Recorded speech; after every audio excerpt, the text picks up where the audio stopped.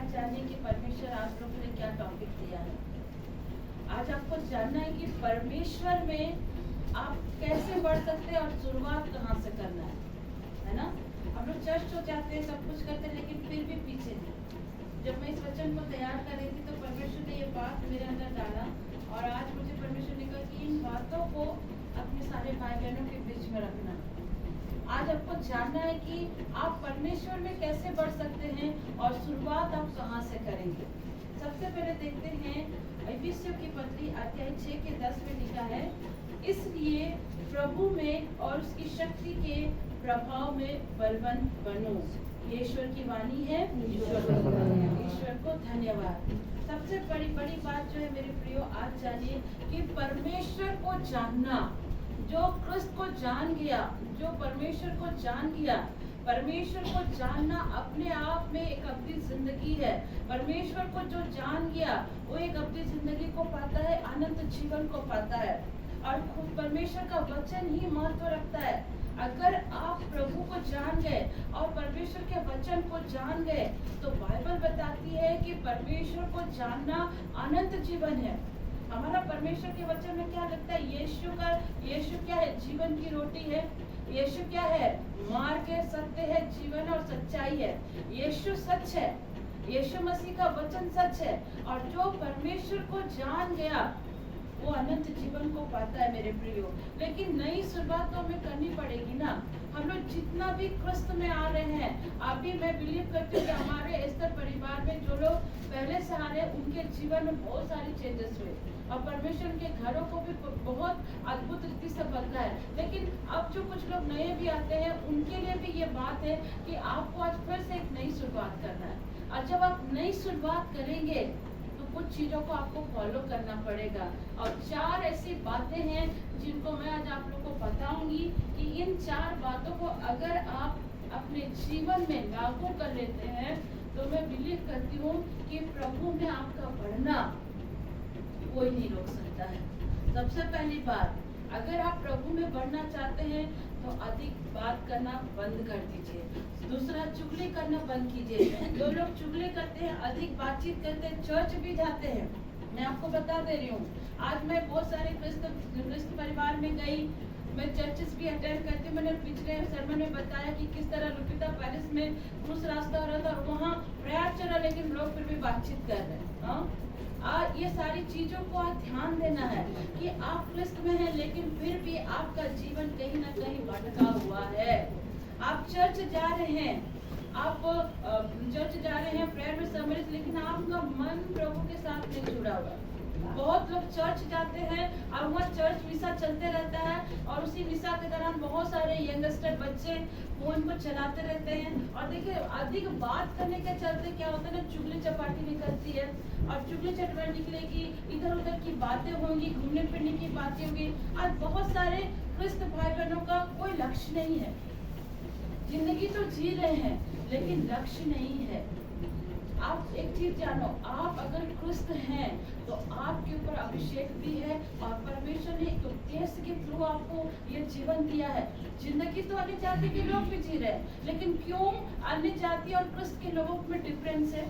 क्योंकि जितने भी क्रिस्त लोग हैं उनका एक मोटो होता है, उनका एक उद्देश्य होता है, उनका एक लक्ष्य होता है। सच में अगर आप प्रभु में बढ़ना चाहते हैं ना तो आपको इन चीजों को आज ध्यान देना है। संत पौलुस यहाँ कहते हैं, इफिसियों की कलीसिया को लिखता है कि तुम्हें प्रभु में बढ़ने की आवश्यकता है। यहाँ हम लोग देखते हैं इफिसियों के 6 के 10 में क्या लिखा है, इसलिए प्रभु में और उसकी शक्ति के प्रभाव में बलवान बनो, परमेश्वर के हथियार को बांध लो कि तुम शैतान की युक्तियों के सामने खड़ा रह सको। क्योंकि हमारा जो मलयुद्ध है लहू और मांस से नहीं, परंतु प्रधानों से, अधिकारियों से और इस संसार के अंधकार के हाकिमों से है और उस दुष्टता की आत्मिक सेनाओं से है जो आकाश में है। परमेश्वर का वचन क्या कह रहा है? हमारा जो मलयुद्ध है, हमारी जो लड़ाई है, किसी मनुष्य से नहीं है।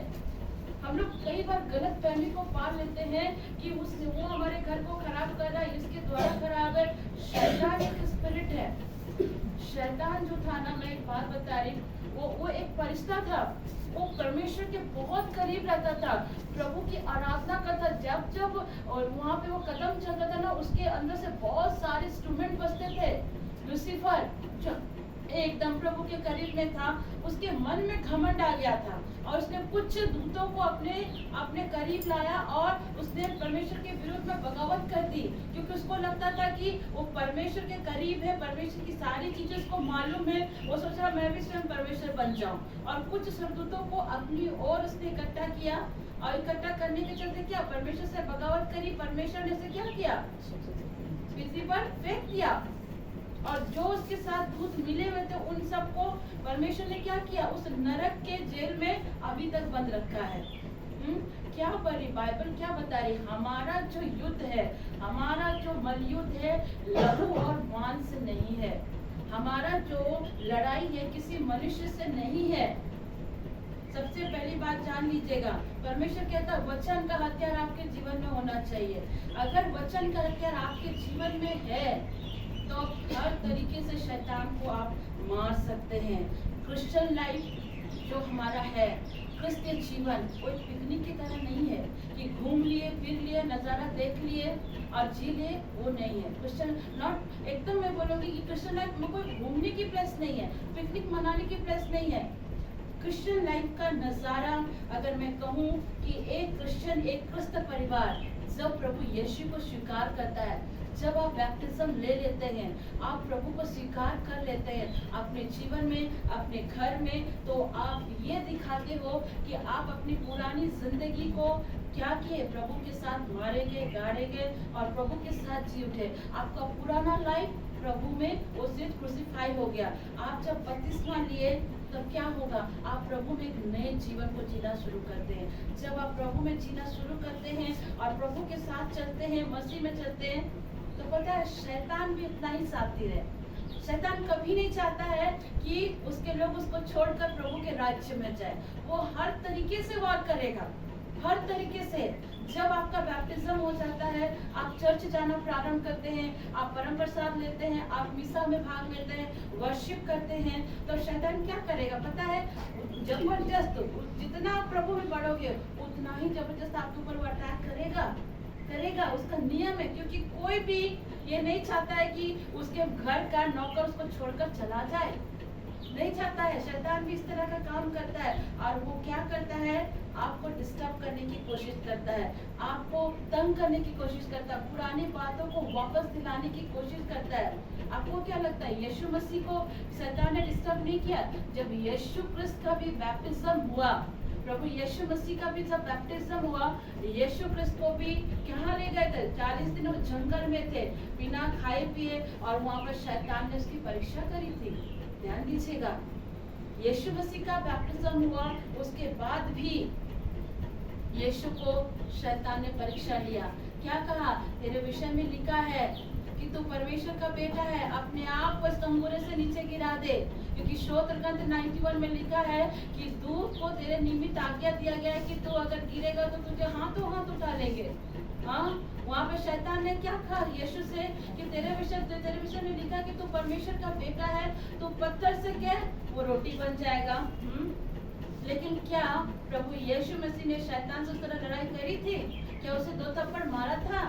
क्या उसको कोड़े लगाए थे? नहीं, यीशु क्रिस्त ने वह वचन के द्वारा शैतान को भगाया था। आज परमेश्वर कहता है आपके जीवन में वचन का हथियार होना बहुत जरूरी है। अगर आपके पास वचन का हथियार है तो बड़ी से बड़ी ताकत, बड़ा सा बड़ा दुष्ट का क्यों ना काम हो, आप उसको तोड़ सकते हैं। यीशु ने हमें वो अधिकार दिया है। आज का वचन आपको नई शुरुआत करने सिखाएगा मेरे प्रियो। अगर आपको लगता है कि मुझसे बहुत गुनाह हो गए, मुझसे बहुत बड़े पाप हो गया, बहुत समय हो गया, मैं पीता हूँ, मैं नशा करता हूँ, मैं व्यभिचार में हूँ, कितने भी बड़े आपसे गुनाह क्यों ना हो गए, लेकिन आज परमेश्वर कहता है कि आप एक नई शुरुआत को कर सकते हैं। परमेश्वर हर दिन आपके साथ है, प्रभु आपके साथ कदम कदम में आपके साथ खड़ा है, पर शुरुआत तो आपको करना पड़ेगा ना, शुरुआत तो आपको करना पड़ेगा ना। आप शुरुआत नहीं करेंगे तो कैसे होगा? आपको शुरुआत करना पड़ेगा। एक छोटा बच्चा जब दूध पीता है वो चल नहीं सकता है, लेकिन धीरे धीरे जैसे वो बढ़ना शुरू करता है। अभी आप लोग के आने से पहले राशि आंटी बता रही थी कि उनका नाती काफी हेल्दी हो गया, अभी 4 पैर में भी नहीं चल पाता है, लेकिन वो बच्चे को जब धीरे धीरे हाथ पकड़ के चलाएंगे तो चलना प्रारंभ करेगा। करेगा कि नहीं करेगा? बच्चा ऑटोमेटिक नहीं चलता है, शुरुआत करना पड़ता है। धीरे धीरे वो शुरुआत करता है। हम लोग उसको बुलवाते हैं, बेटा मम्मी बोलो, बेटा पापा बोलो, वो धीरे धीरे शुरुआत करते हैं। आज प्रभु यीशु भी चाहता है कि अगर आपसे कितना भी बड़ा पाप क्यों ना हो जाए, पर आज अगर आप प्रभु में शुरुआत करना चाहते हो तो मौका आज है आपके पास। मैं सच कहती हूँ कि हम लोग अंतिम दिनों में चल रहे हैं, लेकिन इन अंतिम दिनों में भी ख्रिस्त हमें एक नई शुरुआत करने का मौका दे रहा है। यीशु की स्तुति हो, यीशु को धन्यवाद, यीशु की स्तुति हो, यीशु को धन्यवाद। मेरे प्रियो, आज आपको एक काम करना, अपने जीवन में कुछ आदतें डालने की आवश्यकता है, कुछ हैबिट्स आपको बनाने पड़ेंगे।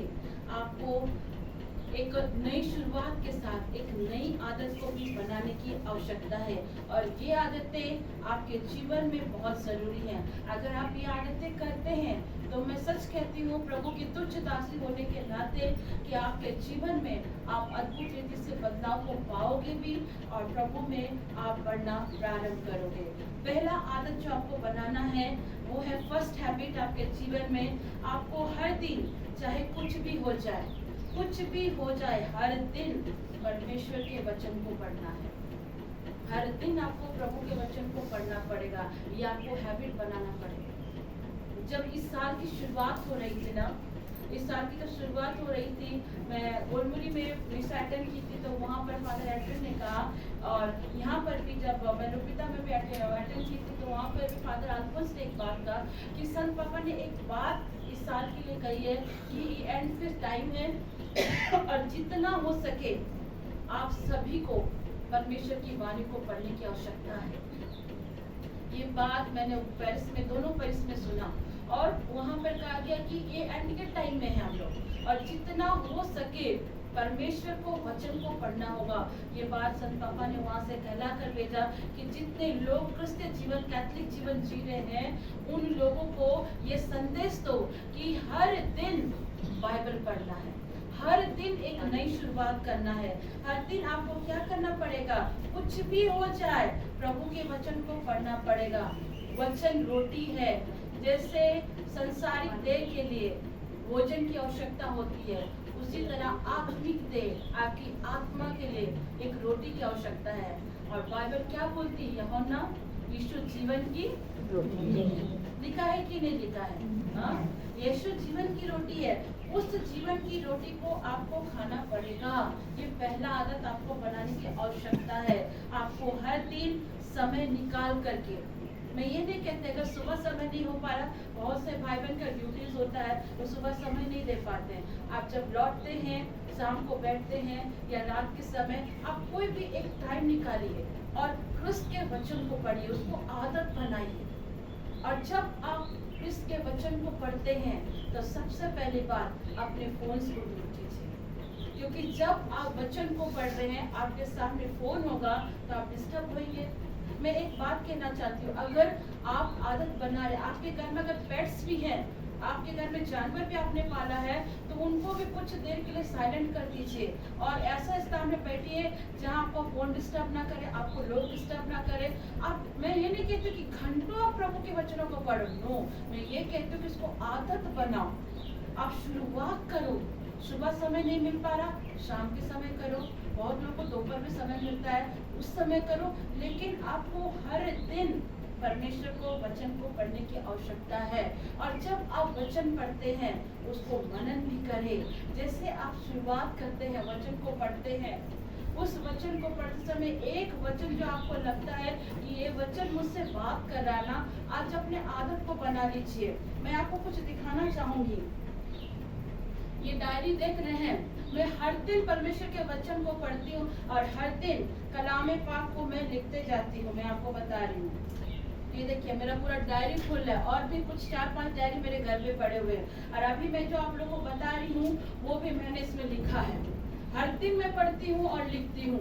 क्योंकि मुझे पता है कि ये वचन जो मैं लिख रही हूँ, मुझे वो रेवलेशन, वो प्रकाशन जो उस समय मिला, वो मुझे दोबारा कब मिलेगा मैं नहीं जानती, लेकिन जिस टाइम एट अ टाइम मुझे उस वचन का प्रकाशन मिला, मैंने उसे लिखा।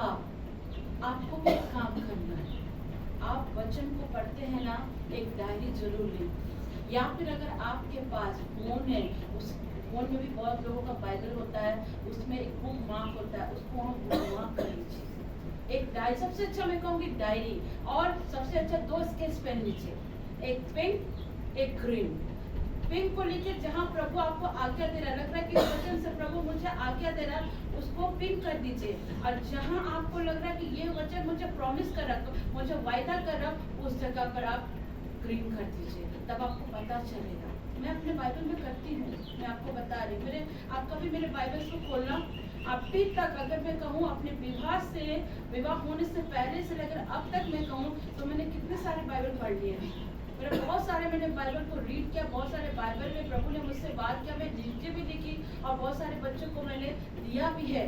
प्रभु ने मुझसे आज्ञा दिया था कि उसको देना, तो मैं दे भी देती हूँ। मतलब आप कभी मेरे बाइबल्स को छुइयोगे ना, आपको पता चल जाएगा पढ़ने से ही कि इस पन्ने में कितनी बार इसको पढ़ाई की गई है। मैं आपको कुछ सिखा रही हूँ। पता है, आप जब लिखेंगे ना, एक ही वचन को लिखिए, मैं नहीं कहती कि सब वचन को लिखो, हर दिन जो आप पढ़ रहे हो उस वचन को लिखो और उस वचन को मनन करो। और जब पता है आप जो लिख लेंगे ना, और जब आप ये सारी चीजें, लिखी हुई चीजें आपके सेल्फ में रहती जाएगी ना, मैं इसका एक कारण भी आपको बता रही हूँ। आप सभी जानते हैं कि हमारा परमेश्वर बहुत जल्दी आने वाला है, और एक दिन हम हवा में उठा लिए जाएंगे, और यहाँ जितने बचे हुए लोग रहेंगे ना, वो लोग सोच पड़ेंगे कि आखिर क्रिस्त लोग गए कहाँ।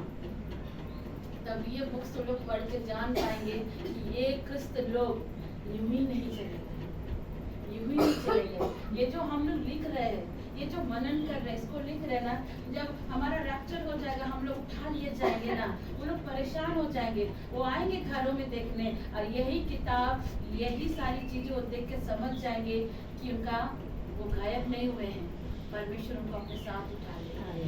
यीशु की स्तुति हो, यीशु की स्तुति हो, यीशु को धन्यवाद, प्रभु की स्तुति हो। तो अपने जीवन में पहला आदत, परमेश्वर के वचन को पढ़ना, परमेश्वर के वचन को मनन करना। लेकिन जब इस वचन को पढ़ते हैं, बाइबल आप ऐसे कभी नहीं समझ सकते। बाइबल एक किताब नहीं है, ये बाइबल परमेश्वर का प्रेम पत्र है, ये प्रभु का प्रेम पत्र है। और इस प्रेम पत्र को पढ़ने के लिए आप ऐसे ही नहीं पढ़ सकते हैं। इसको पढ़ने के लिए आपको क्या करना होगा? प्रार्थना करना पड़ेगा। मैंने अपने बाइबल में लिखा है, ये मेरा एक प्रेम पत्र है, और मैं इसमें प्रभु के प्रेम को पाती हूँ, वो मेरा प्रेमी है। मैंने लिखा है यहाँ पे, आप कभी भी सिस्टर ज्योति के बाइबल्स को खोल के देखोगे ना, वहाँ मैंने लिखा है, ये मेरा क्या है, लव बुक है, इसमें मैंने पढ़ा है, ये मेरा प्रेम पत्र है, ये मेरा प्रेमी है। मेरा पति मुझे जितना प्यार नहीं कर सकता, उससे कहीं ज्यादा यीशु मुझे प्यार करता है। मैंने लिखा है यहाँ पर, ये मेरा प्रेम पत्र है। आपके प्रेम पत्र में आप अपने प्रेमी को कैसा लेटर लिखते हो, क्या लिखते हो, ये आपको सोचना है। यीशु की स्तुति हो, यीशु को धन्यवाद। इस लव लेटर को आपको बनाना पड़ेगा, आपको एक आदत बनाना पड़ेगा। वचन को हर दिन, चाहे कुछ भी हो जाए, सुबह समय नहीं मिल पाता, दोपहर में बैठो। मैं जानती हूँ कुछ भाई बहनों का ड्यूटी है, आपको टाइम नहीं मिल पाता है, लेकिन इवनिंग के टाइम में कोई एक समय निकालिए और बाइबल को पढ़िए। पर ये हैबिट को हर दिन आपको रखने की आवश्यकता है।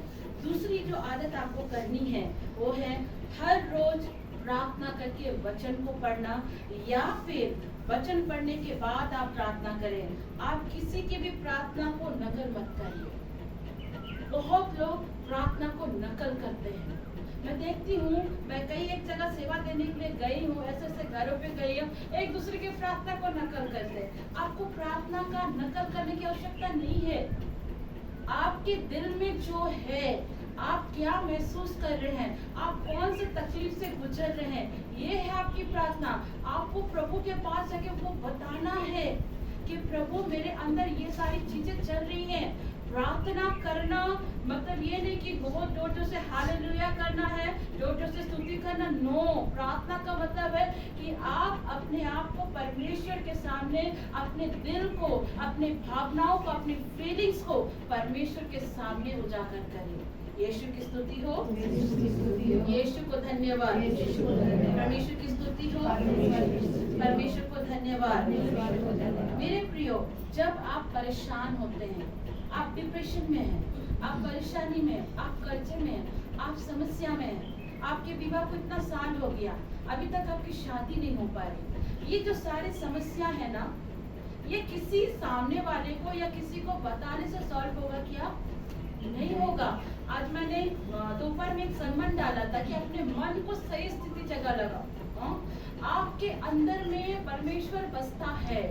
संत पौलुस कहते हैं पहला कुरिन्थी 3:16 में कि आपके अंदर में ईश्वर की आत्मा है, आपके अंदर में यीशु है। आप अपने दुखों को किसी से बोलने से अच्छा है कि आप अपने कमरे में जाएं, घुटने में आइए, रोज़ी कीजिए और प्रार्थना में अपनी सारी समस्या को बताइए कि प्रभु मेरे सर पर इतना कर्जा है, प्रभु मेरे घर के हालात ऐसे सही नहीं है, प्रभु आज मुझे शादी को इतने साल हो गए लेकिन मुझे संतान की आशीष नहीं दिख रही है, प्रभु मेरा उम्र बढ़ता जा रहा, अभी तक मेरी शादी नहीं हुई है। आप हर बात को यीशु के सामने बोलें और यही है आपकी प्रार्थना, ये है आपकी दुआ। आपको प्रार्थना करने के लिए किसी का कॉपी करने की आवश्यकता नहीं है। आपके मन में जो चल रहा है, आपके दिल में जो चल रहा है ना, उसको प्रभु के सामने में उड़ेलना है, उसको प्रभु के सामने में लाना है। आप जब परेशान होते हैं ना, जब देख रहे हैं कि मेरे घर की हालत सही नहीं है, मेरा बच्चा सही नहीं है, मेरे पति की हालत सही नहीं है, बीमारी है, कर्जा है, आप चुप मत बैठिए, आप परेशान मत होइए। वहाँ आपके परेशान होने से, चिंता करने से कुछ नहीं होगा। आपको चुप नहीं रहना, आपको सीधे जाना है अपने कमरे में। संत मती के अनुसार क्या लिखा है? जब तू प्रार्थना करे तो अपनी कोठरी में जा और अपने कोठरी को बंद कर और गुप्त में प्रार्थना कर। ये लिखा हुआ है, आप संत मती में पढ़ सकते हैं। जब देख रहे कि कर्जा है, जब देख रहे बीमारी है, समस्या है, घर के हालात नहीं सुधरे हैं, किसी को कुछ मत बोलो, लड़ने की आवश्यकता नहीं है। सीधे अपने कमरे में जाओ, सांप के चुपचाप बैठ जाओ प्रभु के पास में, चाहे घुटने में बैठो, चाहे सिंपली बैठ जाओ, लेकिन बैठो, चुप मत रहो और जाकर अपने दुखों को प्रभु के सामने उड़ेलो कि प्रभु मेरे जीवन में इतना कर्जा हो गया है, लेकिन आपकी वाणी में ये लिखा है कि फिलिप्पी 4:19 में आपने कहा है प्रभु कि आप अपनी महिमा के धन के अनुसार मेरे सारे कर्जे को, मेरी सारी कमी घटी को पूरा करेंगे। प्रभु ये वचन के द्वारा मेरी सहायता करिए। आपको चुप नहीं रहना है, आपको चुप नहीं रहना है, आपको जाके प्रभु को बोलना है। जो प्रभु आपको संसार में भेजा है वो परमेश्वर आपकी हर स्थिति को जानता है। हालेलुया, यीशु की स्तुति हो। और जब आपको प्रार्थना का रिजल्ट मिल जाता है, जब देख रहे कि सब कुछ ठीक हो गया, उस समय भी चुप मत रहिए, उस समय में आराधना करिए, स्तुति करिए, प्रभु की महिमा करिए, उस स्तुति गीतों को गाइए, धन्यवाद दीजिए। उस समय आपको ज्यादा धन्यवाद देना चाहिए। और जब ये सारी चीजें आपके साथ हो जाती है, बहुत लोग क्या करते हैं ना, मैं आपको बता रही हूँ, जब तक समस्या रहता तब तक संगति में मार आते रहेंगे, आते रहेंगे, आते रहेंगे। और जहाँ उनकी समस्या खत्म हो जाती है, भाई सिस्टर का मैसेज तो यूट्यूब में आ ही जाता है, सुन लेंगे। हाँ, इतना कड़ा धूप है, अरे नहीं जाएंगे तो चलेगा, मैसेज आ ही जाता है। शैतान कैसे डाइवर्ट कर रहा है, कैसे डाइवर्ट कर दे रहा है। हाँ, नहीं, ऐसा नहीं करना। जब सब कुछ ठीक हो जाए ना, तब भी आपको उतना ही प्रेस करना है, उतना ही धन्यवादी हृदय प्रभु के सम्मुख होना चाहिए। यीशु की स्तुति हो, यीशु को धन्यवाद। हर चीजों को प्रभु ने बनाया, आपको धन्यवाद करना, आपको धन्यवाद देना है। पता है, ये जो हमारे कैथोलिक परिवार में ये जो स्तर प्रार्थना की शुरुआत हुई ना, मैं सच बता रही हूँ, आप में से मैंने बहुत लोगों की लाइफ को चेंज होते हुए देखा है। और मैं जब आप लोगों की लाइफ को चेंज हुए देखती हूँ ना, मैं सच बता रही हूँ, मैं हृदय से आनंदित होती हूँ, मैं प्रभु को धन्यवाद देती हूँ। यीशु आपको लाख कोटि धन्यवाद। कम से कम हमारा कैथोलिक परिवार इसकी शुरुआत तो किया कि प्रभु के साथ संगति करें, प्रभु के लोगों के साथ संगति करें। सप्ताह भर हम बिजी रहते हैं, लेकिन एक ऐसा टाइम हम निकालते हैं जहाँ हम मिलकर प्रभु की महिमा कर पाते हैं। बहुत लोग दूर दूर से आते हैं, हाँ, लेकिन एक टाइम निकाल कर संगति कर रहे हैं। ये ब्लेसिंग है, आपको नहीं पता। आपने जो ये शुरुआत करी है ना, ये शुरुआत आपको ही आशीष नहीं दे रहा, आपके बच्चों को, आपकी पीढ़ी को भी ब्लेसिंग दे रहा है। यीशु की स्तुति हो, यीशु को धन्यवाद। हाँ, परमेश्वर का वचन बताता है जब हम संगतियां करते हैं, जब प्रभु के साथ बैठते हैं, तो परमेश्वर हमें आशीष देता है। हमें प्रार्थना करना है वचन पढ़ने के बाद भी, और वचन आप पढ़ रहे हैं उससे पहले ख्रिस्त से मदद मांगिए कि ख्रिस्त इस वचन को पढ़ने के लिए आप मेरे टीचर बन जाइए, आप मेरे सहायक बन जाइए, और मुझे इस वचन को समझने में अनुग्रह दीजिए। बहुत लोग, मैं जब बाहर प्रचार के लिए जाती हूँ ना, मुझे लोग पूछते हैं, सिस्टर आप कौन से बाइबल कॉलेज से क्लासेस लेकर आए हैं, आपने कहाँ से बाइबल क्लासेस किया है? मैं सच कहती हूँ, मैं कहीं से बाइबल क्लासेस नहीं करी है। मैंने कहीं बाइबल कॉलेज अटेंड नहीं किया है। मैं जो कुछ सीखी ईश्वर की उपस्थिति में और पवित्र आत्मा ने मुझे सिखाया। यीशु की स्तुति हो, यीशु को धन्यवाद। मेरे प्रियो, ये है दूसरी आदत। पहला आदत है आपको वचन पढ़ना, दूसरा आदत प्रार्थना करना, तीसरी आदत जो आपको करना है वो है प्रभु की आराधना करना। बोलिए आराधना करना, आराधना करना, प्रभु की स्तुति आराधना करें। मेरे प्रियो, एक चीज जान लीजिए, हर वो गीत को मत गाइए। आज देखिए इस वर्ल्ड में बहुत सारे गाने आ गए, बहुत सारे क्रिश्चियन के गाने हैं, लेकिन हर गाना पवित्र आत्मा से नहीं भरा हुआ है। बहुत लोग को देखे डिक्चिक डाक्चिक गाना गा लेते हैं, हाँ, बहुत सारी लाइटिंग लगा के डिक्चिक डाक्चिक गाना गा रहे हैं, लेकिन आत्मा की भरपूरी नहीं है। हर वो गीत को मत गुनगुनाइए। परमेश्वर की आराधना करना, उन गीतों को गाओ, उन गीतों को सुनो जहाँ आप परमेश्वर की आत्मा से कनेक्ट हो पाते हैं, जहाँ आप प्रभु की आत्मा से जुड़ पाते हैं। यीशु की स्तुति हो, यीशु को धन्यवाद।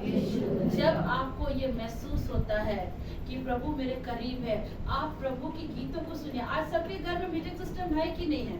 हाँ, किनके घर में नहीं है मुझे बताओ, नहीं हो तो मैं भिजवा दूंगी, छोटा छोटा बॉक्स है मेरे पास।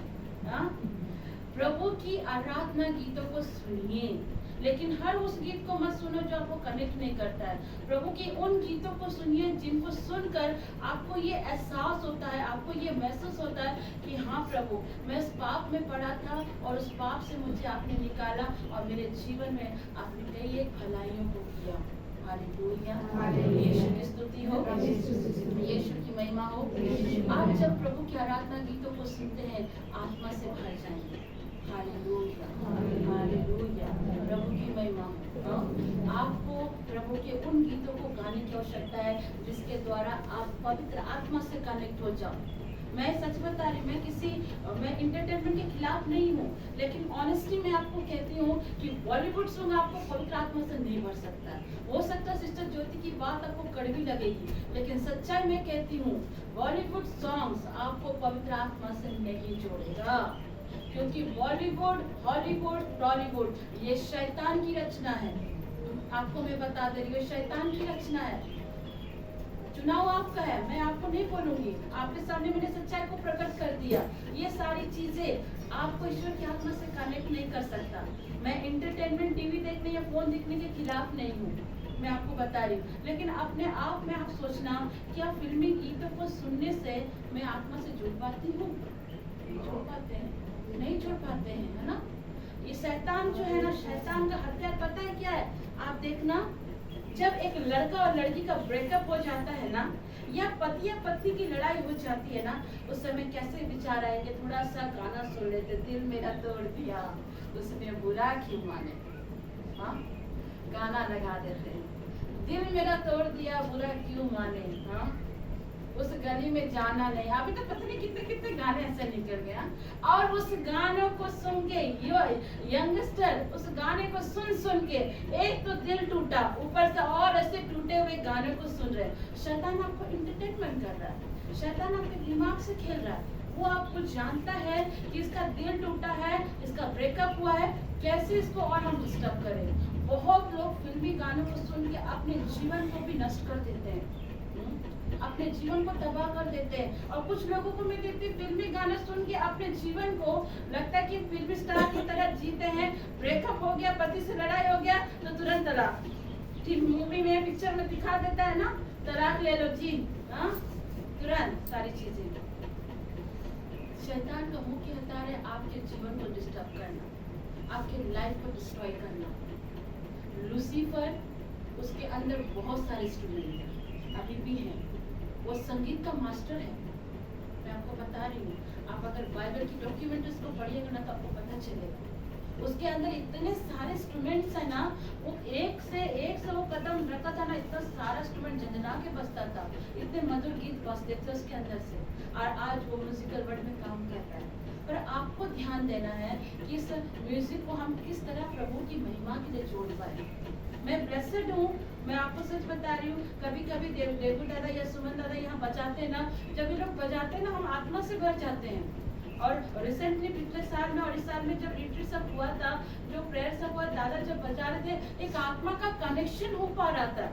पता ये क्यों हो रहा था? क्योंकि कहीं ना कहीं परमेश्वर सुमनदा के अंदर और देवता के अंदर काम करता है कि जब वो इंस्ट्रूमेंट को छूते हैं तो वहाँ वो नहीं रहते हैं, परमेश्वर की आत्मा उनके अंदर से काम करता है। यीशु की स्तुति हो, यीशु को धन्यवाद। आप हर चीजों को परमेश्वर के हाथ से करिए और परमेश्वर आपके जीवन में करेगा। मैं बड़ाई यहाँ पे नहीं कर रही हूँ, लेकिन बहुत लोगों ने मुझे ये बात कहा था रिसेंटली।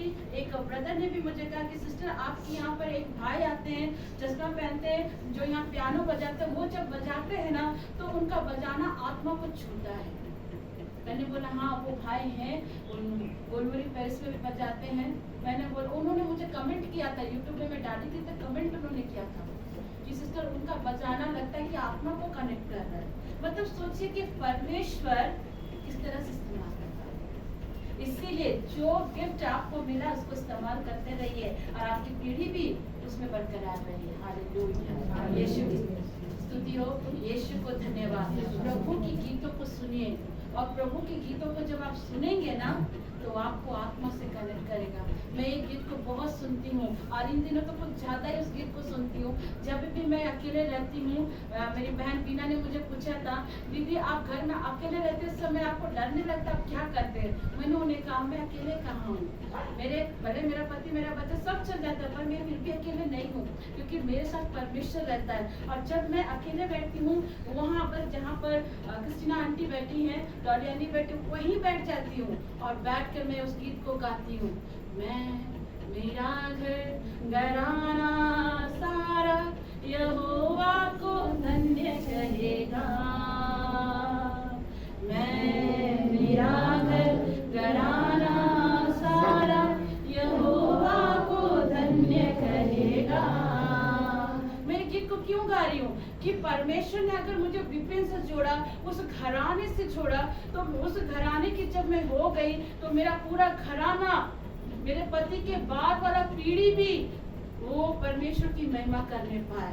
मैं इस गीत को गाती हूँ क्योंकि जब मैं इस गीत को गाती हूँ मैं प्रभु की उपस्थिति को पाती हूँ। एक समय जब मैं प्रभु में नहीं थी, हिंदू परिवार से थी, यीशु को नहीं जानती थी, मैं लोगों को देखती थी कि प्रभु के पास जाते थे, आत्मा से जुड़ते थे, मुझे ऐसा लगता था कब मेरा घराना, कब मेरा परिवार प्रभु के पीछे आएगा। मैं तड़पती थी उस चीजों के लिए। लेकिन जब मैं ये देखी कि प्रभु मुझे क्रिस्त परिवार में जोड़ा और उस क्रिस्त परिवार में जुड़ने के बाद परमेश्वर ने मेरे घराने को आशीष दिया। इसलिए जब भी मैं वहाँ बैठती हूँ मैं एक ही गीत को गाती, प्रभु मैं और मेरा घराना तेरे नाम को धन्य कहेगा।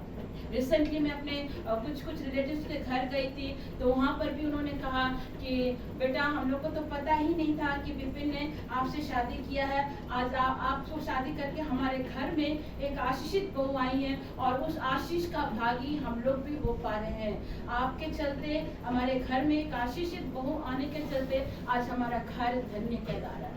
Praise the Lord, यीशु की स्तुति हो। जब आपको कोई कहता है हमारे घर में आशीषित बेटी आई है, आशीषित बहू आई, मालूम है मैं आप लोगों को क्यों ऐसा कहती हूँ? आप आशीष के कारण हो और आप जिस भी घर में कदम रखते हो ना वो घर आशीष का कारण बन जाता है। यीशु की स्तुति हो, यीशु को धन्यवाद। इसलिए मेरे प्रियो परमेश्वर के उन गीतों को सुनिए जिससे आप कनेक्ट हो पाते हैं। मैं बराबर कर रही हूँ, मैं इंटरटेनमेंट के खिलाफ नहीं हूँ, मैं आपके आपके फोन के खिलाफ नहीं हूँ, मैं आपके टीवी के खिलाफ नहीं हूँ, लेकिन मैं ये चाहती हूँ कि अपना समय आप प्रभु की आराधना में दीजिए और आप आत्मा में भरना प्रारंभ करेंगे।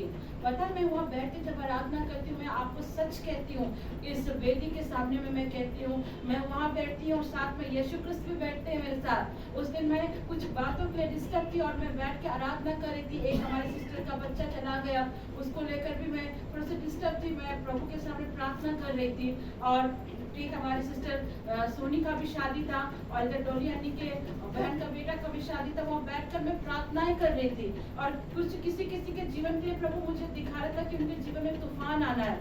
एक सिस्टर मर्सी के जीवन में हमको दिखाया था सुमन पन्ना की वाइफ के विषय में, और एक सियाना चर्च की लड़की है अभिलाषा तिर्की, उनके भी विषय में प्रभु मुझे दिखा रहा था। मैं उनको मतलब सोशल मीडिया से जानती थी, फेस टू फेस हुई नहीं थी, लेकिन उस लड़की के लिए भी प्रभु मुझे दिखा रहा था। और वहाँ बैठ के मैं दुआ करती और मैं देख रही हूँ कि प्रभु यीशु मसीह का पल्ला, व्हाइट वाला पल्ला बार बार मेरे चेहरे पर और जा रहा। जैसे जैसे मैं वहाँ से आ रही, प्रभु मेरे साथ साथ चल रहे। यीशु की स्तुति हो, यीशु को धन्यवाद। आप पता है, आप अकेले नहीं है, आपके साथ कदम कदम में प्रभु है, पर आपको उसको महसूस करना पड़ेगा। आपको अपने दिल के दरवाजे खोलने की आवश्यकता है। परमेश्वर ने क्या कहा प्रकाशना ग्रंथ में कि देखो मैं द्वार पर खटखटाता हूँ और जो कोई मेरे शब्द को सुनता है मैं उसके भीतर आऊंगा और भोजन करूंगा। आज प्रभु आपके दिल के दरवाजे पर नॉक करता है और उस नॉक को आपको खोलने की आवश्यकता है। मैं सिस्टर रीता के वहाँ उनके बर्थडे के रोज पर गई थी, भाभी ने मुझे बताया नहीं था, सरप्राइज दे दिया। मैं उनके वहाँ गई थी, लेकिन उनके वहाँ जाने से पहले प्रभु मुझे कह रहा है कि पवित्र आत्मा के विषय में से बताना और पवित्र आत्मा उसके ऊपर मंडराएगा। ये बात मेरे माइंड में प्रभु डाला और मैं उनके घर में जब गई कि भाभी परमेश्वर आपको पवित्र आत्मा से भरना चाहता है और पवित्र आत्मा का फल आपके अंदर देना चाहता है। और भाभी ने मुझे बताया कि रिट्रीट के दिन में वो सेम चीजों को देखी। यीशु की स्तुति हो, यीशु को धन्यवाद। ये जो रिट्रीट चल रहा था ईस्टर के समय में, जो रिट्रीट हुआ था, भाभी को परमेश्वर ने दर्शन दिया था। तो वो देख रही थी एक बड़ा सा पंख ना, भाभी बड़ा सा पंख था ना, हाँ, वो एक आकाश में मतलब यूं को सरदूत का पंख की तरह परमेश्वर ने भाभी को उस जगह दर्शन दिखाया। तो वो सोची कि मैं अपने परिवार को बताऊं कि शायद वो बिलीव नहीं करेंगे। लेकिन यहाँ पे सिस्टर ज्योति को परमेश्वर बता रहा पवित्र आत्मा के संबंध में कि उनको जीवन में आ चुका है और प्रभु ने उनको दे दिया है। हालेलुया, यीशु की स्तुति हो, यीशु को धन्यवाद। पता है, मैं जब बैठती हूँ यीशु के साथ, आप में से एक एक जन के लिए प्रार्थना करती हूँ। कभी किचन में जाके प्रार्थना करती हूँ, कभी घर का काम करते करते प्रार्थना करती हूँ, कभी वॉकिंग करते करते भी प्रार्थना कर लेती हूँ। मैं परमेश्वर कहता है कि प्रार्थना जरूरी नहीं कि आप 1 घंटा लगा 2 घंटा, नो, प्रार्थना आप चलते चलते भी कर सकते हैं, काम करते करते भी कर सकते हैं, लेकिन आपको हैबिट बनाना पड़ेगा। यीशु की स्तुति हो, यीशु का धन्यवाद। चौथा पॉइंट जो है उसको आज चौथी हैबिट आपको डालना है उपवास। बोलिए उपवास। पहला क्या करना है? वचन पढ़ना है। दूसरा प्रार्थना करना है। तीसरा आराधना करना। चौथा उपवास करना है। अब बोलियो सिस्टर उपवास तो होता नहीं है, उपवास तो होता ही नहीं, कब खाए ऐसा लगता है। लेकिन उपवास करने की आवश्यकता है मेरे प्रियो। हर हफ्ते चाहे दिन में हर हफ्ते चाहे आप 1 दिन रखिए चाहे 2 दिन रखिए, लेकिन उपवास की आवश्यकता है। वहाँ पे फारसी लोग बोलते हैं क्रिस्त तेरे चेले तो उपवास नहीं करते, यौना के चेले इतने उपवास करते हैं। तो यीशु क्रिस्त ने कहा जब तक दूल्हा साथ में उपवास करने की आवश्यकता नहीं है, लेकिन जब दूल्हा उठा लिया जाएगा तब उपवास करने की आवश्यकता है। हमारा दूल्हा अभी स्वर्ग पर गया है, हमें लेने वापस आएगा, हमें उपवास करने की आवश्यकता है। हालेलुया, हालेलुया, यीशु की स्तुति हो, यीशु की महिमा हो। आज बहुत सारे लोगों का आत्मिक जीवन इसलिए भी सही नहीं है क्योंकि वो उपवास नहीं करते हैं। मैं जानती हूँ बहुतों का शरीर सपोर्ट नहीं करता है, लेकिन आप लोग भी कर सकते हैं। कैसे कर सकते हैं? आप 1 टाइम का खाना खाइए, दोपहर का खाना को छोड़ दीजिए, फिर शाम को खाइए। आप फास्टिंग कर सकते हैं। आपका अगर शरीर साथ नहीं दे रहा है, आप 1 टाइम का खाना लो, 1 टाइम छोड़ दो। अगर आप मेडिसिन लेते हैं तो आप मेडिसिन लेके हल्का कुछ खा लीजिए, सारा दिन छोड़ दीजिए, फिर आप दोपहर में कुछ ले लीजिए। ये जो बीच का गैप का समय है, उस समय आप प्रभु से प्रार्थना कीजिए, दूसरे कीजिए। आप जो करते हैं आप करिए, आप प्रार्थना करो वचन को पढ़, आपको करना है। पता है आज उपवास नहीं करने का कारण भी है ना, आज देखना जगह जगह पर कलकत्ता में जाती हूँ अपनी बेटी से मिलने, मैं देखी जगह जगह पर स्टॉल लगे हुए, हर एक जगह पे स्टॉल है। और अभी तो ऐसा सिस्टम है ऑनलाइन खाना आ जाएगा जी, जोमेटो को डाउनलोड करो, घर पे आ जाएंगे खाना। हाँ देखो शैतान ने कितनी सारी षड्यंत्र को रच के रखे हैं एक क्रिस्तीय जीवन को डिस्टर्ब करने के लिए। खाना बुरा नहीं है, खाने की आवश्यकता हमें भी है, लेकिन देखिए खाने का कितना आइटम लिखा है। अंतिम दिनों में नूह के समय में लोग खाने पीने में बिजी रहेंगे और उसी बीच प्रभु का आगमन हो जाएगा। नूह के टाइम में भी नूह की बातों पर किसी ने यकीन नहीं किया। नूह ने कहा बारिश आएगी, उस समय के लोग बारिश जानते ही नहीं थे। वो बोलता था ये नूह टकला क्या जाने बारिश होती क्या है, बारिश उनको मालूम ही नहीं था। उन दिनों में वो शादी ब्याह में बिजी थे, खाने पीने में बिजी थे और नाव बनाने में व्यस्त था। उतने लोगों के बीच में सिर्फ एक ही बंदे ने परमेश्वर की आवाज सुनी। सोचिए उस समय। और अभी लिखता है नूह के दिन और सदोम अमोरा के दिन वापस लौटा है। अंतिम दिन नूह के दिन होंगे, सदोम अमोरे के दिन होंगे। आप देख रहे हैं अभी सेम टू सेम क्या बोलेंगे सामूहिक विवाहें हो रहे हैं।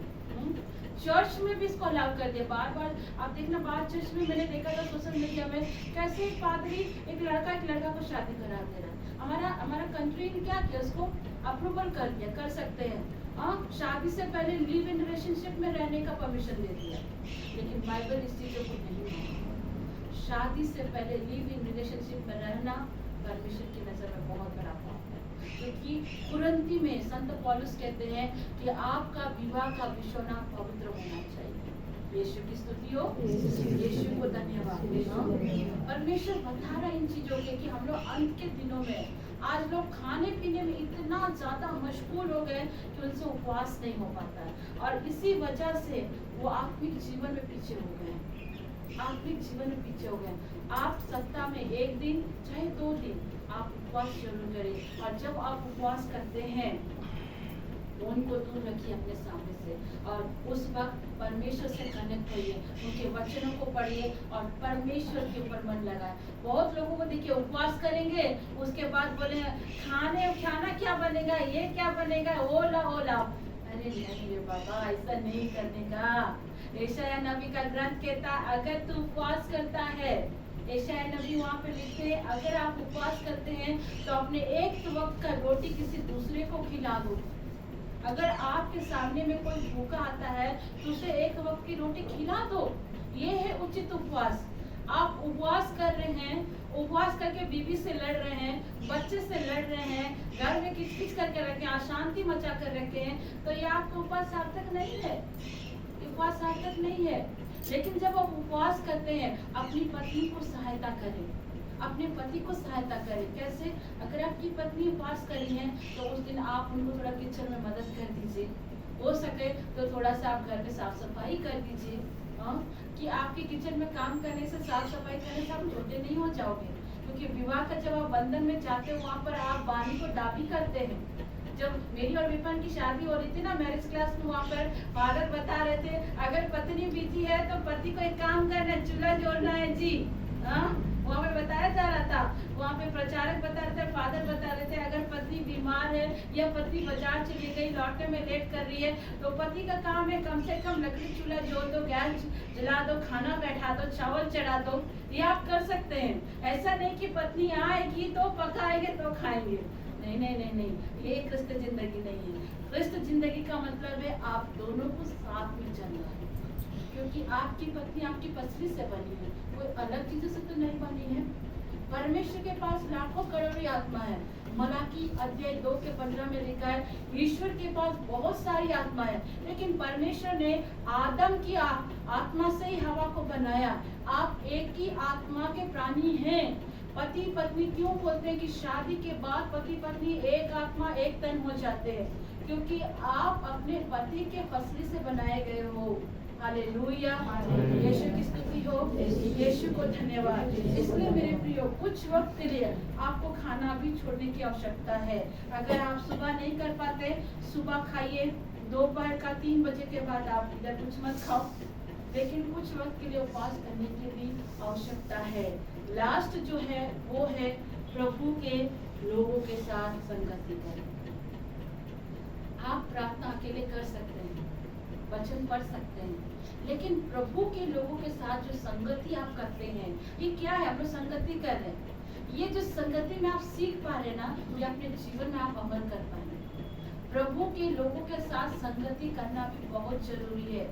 आप प्रभु के लोगों के साथ संगति करेंगे तो बहुत सारी चीजों को आप अपने जीवन में आशीषों को देखेंगे, बंधन को तोड़ते हुए देखेंगे, बहुत सारी चीजों को आप अपने जीवन में देखेंगे। वचन को पढ़ना जानेंगे, वचन को समझना जानेंगे, सीखना जानेंगे, उपवास करना जानेंगे। हमारे एस्तर में मैंने 3 दिन का उपवास करना लोगों को सिखा दिया। बिना खाए पिए 3 दिन उपवास करते हैं। हाँ, पहले तो मुश्किल लगता था, लेकिन जब शुरुआत कर दिया तो सबको एकदम आनंद आने लगा। सिस्टर, पता ही नहीं चलता है कि ये 3 दिन का उपवास कैसे हो जाता है। और जहाँ 3 दिन के उपवास की घोषणा मैं कर देती हूँ, लोगों में एक लहर भी छा जाता है कि अरे 30वें दिन के उपवास के बाद डॉली अन्नी के हाथ का हलवा चना खाने को। हाँ, वो लहर भी छाया रहता है 3 दिन के उपवास के बाद में। हाँ, जहाँ 3 दिन के उपवास की घोषणा करती हूँ तो खुशी का लहर छा जाता है। 2 दिन तो चलो चला जाएगा, लेकिन तीसरे दिन तो डॉली अन्नी के हाथ का खाने को मिलेगा। हालेलुया, यीशु की स्तुति हो। डॉली अन्नी, यू आर ब्लेस्ड, क्योंकि परमेश्वर ने आपको आशीष दी है। हालेलुया, ठीक है, कि आप करोड़ों लोग यहाँ पर जितने भी हमारे भाई बहन आते हैं उन लोगों को आप तृप्त कर देते हैं। हालेलुया, यीशु की स्तुति हो। प्रभु की संगति में बहुत सारे बंधन टूटते हैं। प्रभु की संगति में, प्रभु के लोगों के साथ जब आप संगति करते हैं तो आप सीख पाते हैं कि कैसे बंधन टूटेंगे।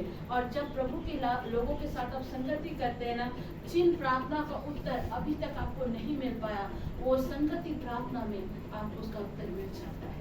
Hallelujah, hallelujah. संत याकूब कहते हैं, ज्यों-ज्यों तुम अंतिम दिनों को आते हुए देखोगे, वैसे ही आप अपने लोगों के साथ संगति करना प्रारंभ कर देना।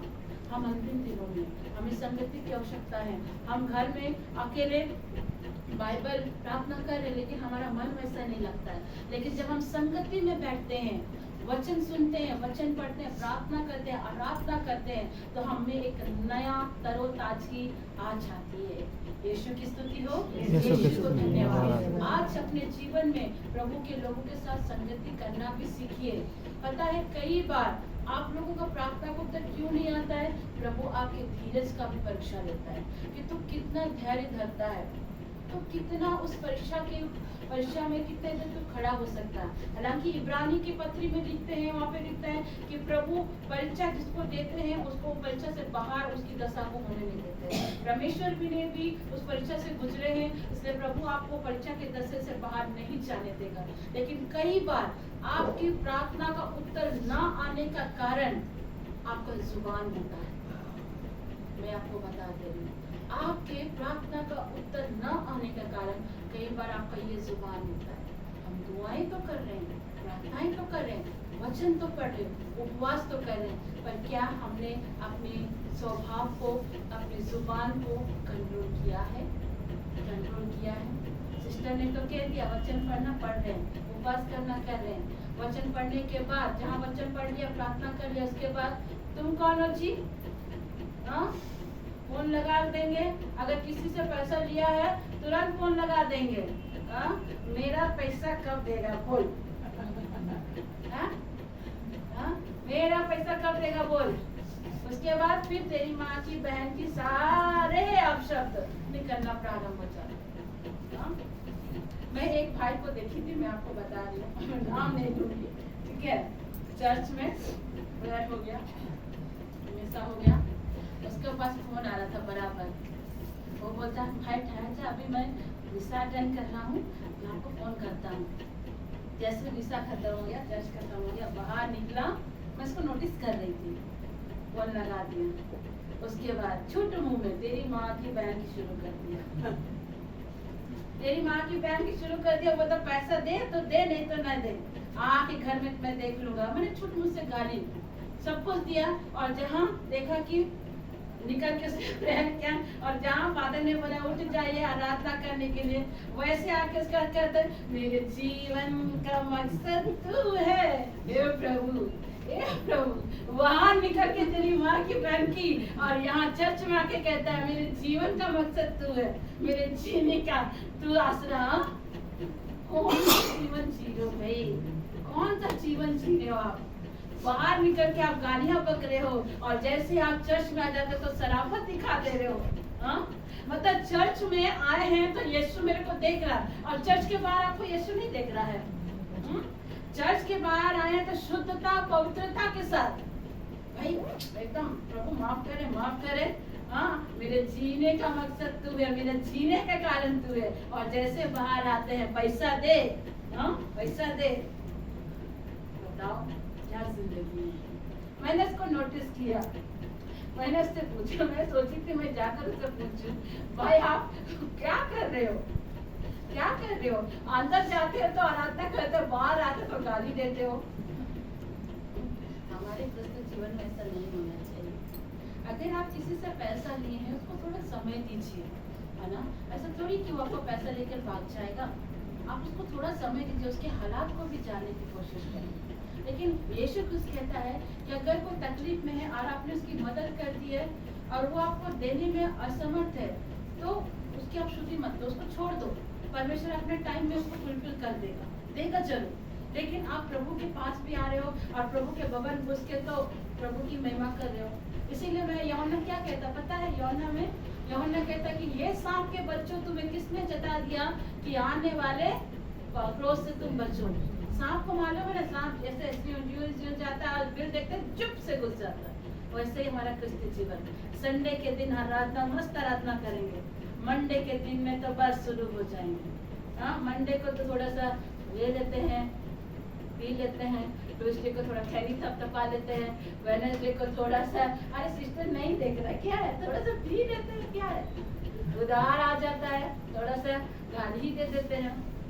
हाँ, गुरुवार आता अपना पत्नी से लड़े, शुक्रवार जहाँ है पवित्र शुक्रवार है भाई, विसर्जन करना है, चर्च जाना है, उस दिन थोड़ा सा सीधा हो जाएंगे, शनिवार को थोड़ा सा और सीधा होगा, संडे को बिल में घुस जाएंगे चुप, मैंने चर्च में आके सीधे हो जाएंगे। हाँ, ऐसी जिंदगी जी रही है, ऐसा जीवन नहीं जीना है। परमेश्वर के साथ जीना है ना, सबसे पहले अपने जुबान को सही करना है, अपने स्वभाव को सही करना। हाँ, कई बार मुश्किलें आती हैं पर इन मुश्किलों में भी यीशु आपको सहायता करेगा। आप ये 5 चीजों को अपने जीवन में अगर रखते हैं, मैं सच कहती हूँ आपके घर में आशीष आने से कोई नहीं रोक सकता, आपके हालात को बदलने से कोई नहीं रोक सकता।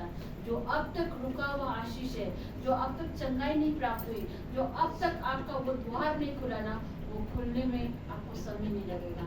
अगर आप इन 5 चीजों को करते हैं, जैसे मैंने अपने जीवन में से लागू किया, मैं आपको बता रही हूँ।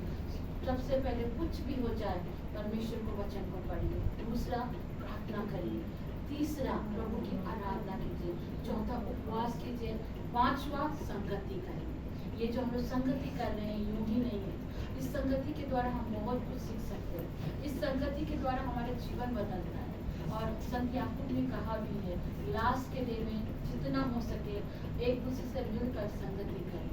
यीशु की स्तुति हो, यीशु को धन्यवाद। तो ये 5 पॉइंट अगर आप अपने जीवन में लागू कर लेते हैं, मैं आपको सच कहती हूँ कि आपके ब्लेसिंग को और आपके हालात को बदलने में समय नहीं लगेगा। हालेलुया, यीशु की स्तुति हो, यीशु को धन्यवाद। तो 5 पॉइंट याद है, पहला क्या करना है, दूसरा तीसरा, चौथा, 5वां। Praise the lord. मैं बहुत आशीषित हूँ कि आपने बड़े ध्यान से आज के वचन को सुना है, मतलब सबके कान खुले हुए थे। हालेलुया, कोई निद्रा में नहीं था। अगर कोई निद्रा में था तो भाई जाओ पानी से अपने आंखों को धो लो। ये 5 पॉइंट अगर आपने सुना है और अपने जीवन में आप लागू कर रहे हैं, तो मैं आपको कह देती हूँ, आपके घर में आशीष आने से कोई नहीं रोक सकता। आपके घर में हर वो रुकी हुई बरकतें, हर वो रुका हुआ हीलिंग, हर वो चीज जो अब तक आपको नहीं मिला है, प्रभु देने के लिए तैयार है। Hallelujah, hallelujah. क्या आप उसको लेने के लिए तैयार हैं? लेने के लिए तैयार हैं? तो आज से अपने जीवन में आप लोगों को बाइबल डायरी मिला होगा, हर चर्च में दिया जाता है, मेरे पास भी है, लेकिन वो मैं आपको नहीं दूंगी, मुझे फादर सुरेश ने दिया था, मैं नहीं दूंगी उसको, ठीक है। वो बाइबल ले लिया गया तो आप लोग पढ़िए, ठीक है, लेकिन बाइबल को पढ़ना है हर दिन, चाहे सुबह चाहे दोपहर चाहे शाम, इस हैबिट को बनाइए। और मैंने जैसे आप लोग को बोला 2 स्केच पेन ले लीजिए और एक डायरी लिख लीजिए और वचन को पॉइंट को नोट कर दीजिए। पता है जब आप वो ब्लेसिंग को मिलता है ना, उसको नोट कर लेते हैं ना, जब पुराने दिन में उसको पलट कर देखते हैं ना, आपको आपकी आशीष याद आ जाती है। यीशु की स्तुति हो, यीशु को धन्यवाद।